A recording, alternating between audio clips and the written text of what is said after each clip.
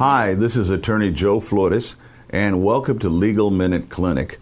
I'm a Texas attorney, but also a federal attorney, so I have affiliates nationwide and can appear in federal courts throughout the land.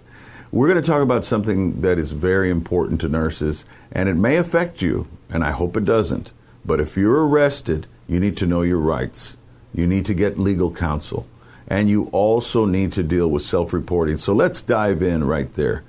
If you're arrested, remember, just like they say on TV, you have the right to remain silent so you don't incriminate yourself. Many people don't realize that they are being recorded at all times. You can be recorded as they pull you over. You can be recorded inside a squad car going to a station. You can be recorded just being asked specific questions, and you ask yourself, do I have to identify? Do I have to show my driver's license? In certain states, failure to identify is a crime.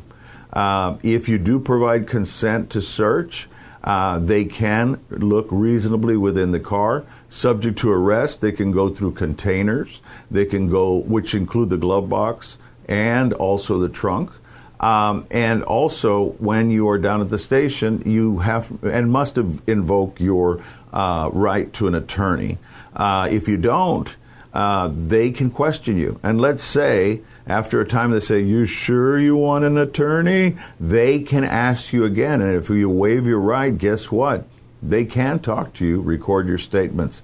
So many of the charges can involve drugs, or it can involve alcohol-related offenses. So let's talk about self-reporting. Remember, you have a duty to self-report in all jurisdictions. Some give you a certain amount of time, and some tell you upon renewal of your license. Get together with one of my colleagues on the Association of Nurse Attorneys, and also in your state. And if you have a federal issue, you can call us, 361-887-8670. But the key points to remember are knowing your rights, documenting things as soon as something has happened.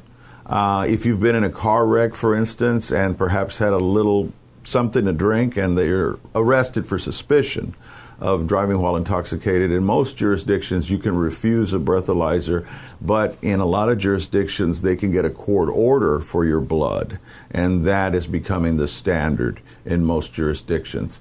Now, about self-reporting. If you don't self-report within a certain amount of time, sometimes the board says, well, you messed up and got arrested, but the bigger issue is you didn't tell us about it. So failing to report can lead to further consequences down the road if you don't disclose upon license renewal, or, for instance, immediately after a felony.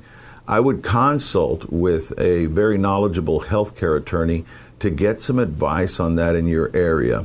And remember that if you don't report, it could even lead to suspension or revocation. This is Attorney Joe Flores for Legal Minute Clinic. Know your rights as a nurse and a nurse practitioner, and look for us on floreslawfirm.com. Thank you all, and God bless.